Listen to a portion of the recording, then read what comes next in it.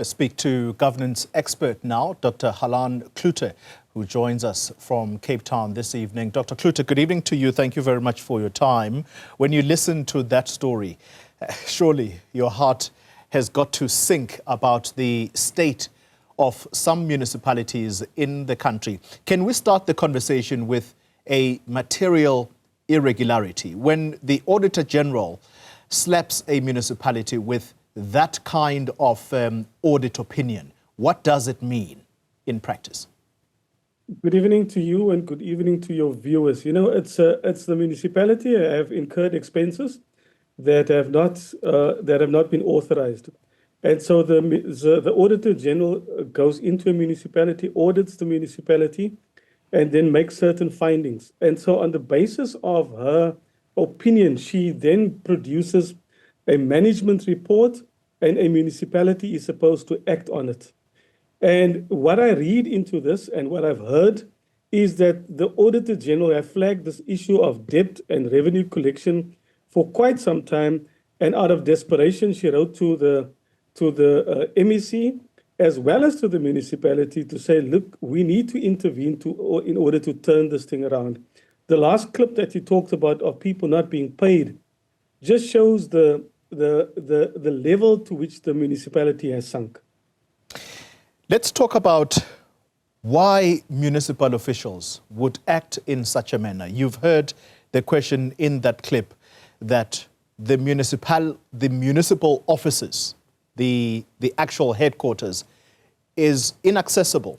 The MEC, according to the mayor, had to break the chains in order to get inside the building. But even then, the administrator, who is now supposed to be in charge in that municipality, is unable to access that building because someone is holding the keys.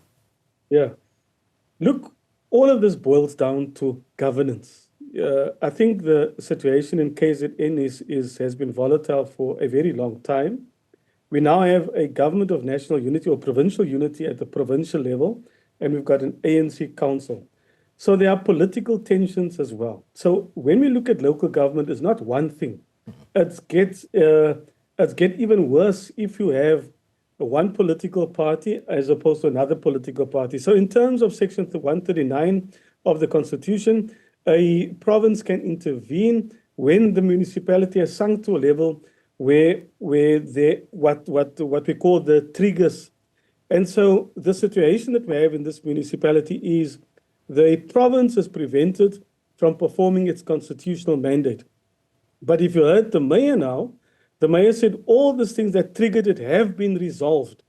And so, you know, you're not quite sure what to believe. The only thing that we have is science and evidence and facts. Yeah. What we do know this evening is that the Auditor-General, which is an independent body, has out of desperation said this municipality needs an intervention.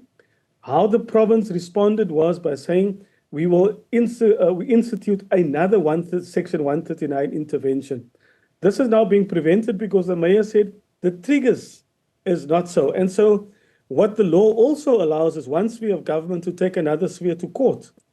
And unfortunately has been in the Free State that we've seen recently, the municipality taking the province to court, you know? And so it looks like in this case that the courts will have the final say in terms of the powers of the province to intervene into this matter. At the end, it's about service delivery and the people that are suffering the most because of this ineffectiveness. I'm glad you mentioned that point because that's the next logical question, that when matters have become so dysfunctional within a municipality, what is to be said of services to the people? I think if you look at the definition of a municipality, we talk about three, it's like a poikie, three legs. It's the people, it's the community, it's the politicians and the administrators. It's funny, in all of our discussions, the voice of the people are not heard. And so it also speaks to almost, you know, people and communities have become so fed up and so tired of this fighting. If politicians are not fighting amongst themselves, we often find also politicians fighting with administrators. And so the community voice in all of this is lost. And so communities will have to realize their agency to mobilize and to stand up and to say no more. because the institutional framework is there. Yeah. We've got ward committees, we've got elections every 5 years, and in between elections, you are supposed to have participatory democracy with communities participating in the affairs of local government. If you look at the state of ward committees in a lot of municipalities, they have also become dysfunctional. Yeah. When you say the communities have got to exercise agency, people often, when the officials fight at the very top of a government institution, I think we go into a mode of shock and we just don't know what to do, as if we are powerless. How does a community exercise agency to say, we're taking charge now, you've clearly failed us as elected people, we're now going to take charge? How do they take back their power, so to speak? Look, there are many ways to do that. One is to mobilize themselves. I think we've got the faith-based communities. We've got the institutional framework, like I explained now, the ward committees. But a lot of times these people are at the mercy of councillors. So instead of holding people accountable, we almost suck up to people, elected representatives, instead of demanding excellence. And so this dream that we had in 1994 almost is lost because communities have also become tired. You know, if you look at the state of our communities, if you look at the state of our municipalities, communities must mobilize themselves. Like we did in the 80s, communities will have to take their power back by organizing themselves. When I was a student in the 80s, there was a rallying cry, organize or starve. So unless communities get their agency back, organized, what affluent communities do, that we've seen in many municipalities, in affluent areas, people mobilize themselves, not just by taking the law, by taking a municipality to court, have often been almost like the last resolve. But we know many communities do not have that resources, for example. And so we need a reset, and we need communities to understand their power to hold leaders to account. We talk about just one municipality, uMkhanyakude, and the issues there are so glaring and in your face. It almost is an easy way to get into the problems. Then you have Majabeng municipality, where the officials are before a parliamentary committee and they are asked, you pay X amount of millions to yourselves as salaries. What do you do in this municipality for you to get these amounts of monies? I wish you could have seen the face on those officials. People literally stuck as to what it is that they do for them to earn a salary at the end of the day.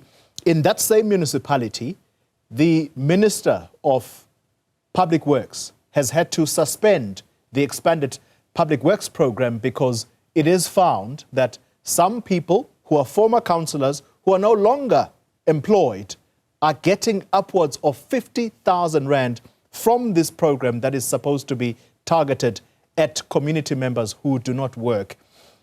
Yeah. Do people like that still have a heart? Do they belong in the service of government, where they are supposed to be servicing people as opposed to themselves?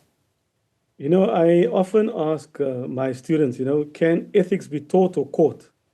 And so the AG have concluded in report after report that ethical and accountable leadership is what we want and what is needed to get us out of this governance mess.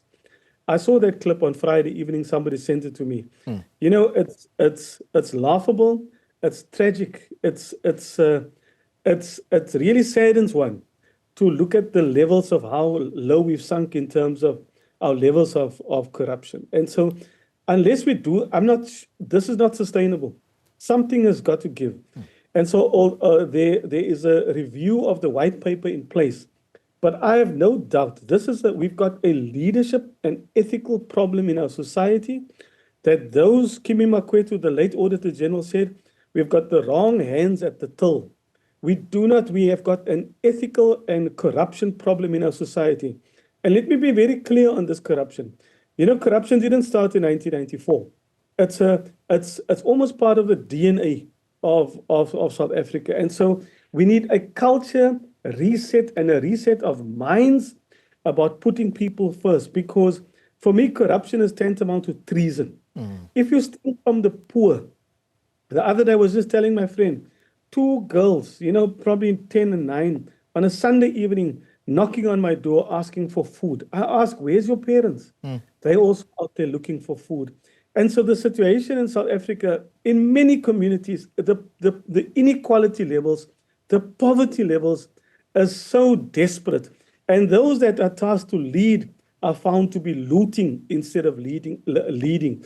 And that is so sad. And so all of us as society, and the media in particular, I think are playing a fantastic role to expose this corruption, because we can never get to the point where we normalize these activities of leaders that act that are nothing other than looters. Yeah. Final question to you, Dr. Cloete, and it's to do with the upcoming local government elections, the very sphere of government we are talking about. What do ordinary South Africans need to do in order to take back their power come that process? Because there is another mistake that South Africans commit repeatedly, taking back people who have literally, they've just, these are people who go and ask for your vote, and in return, what do you get? A lack of services. Yeah. Somebody said the other day, we fought for freedom and all we got was democracy. But it's the only system that it's a system that we have. So one, you have to go and vote. But the politicians can't solve problems. We cannot leave all the thinking to government. We have to be innovative, and we are moving from government to governance, where people participate. And so I know people have become very tired of participating, but it's no use complaining around the dining room table and not actively participating in shaping your society.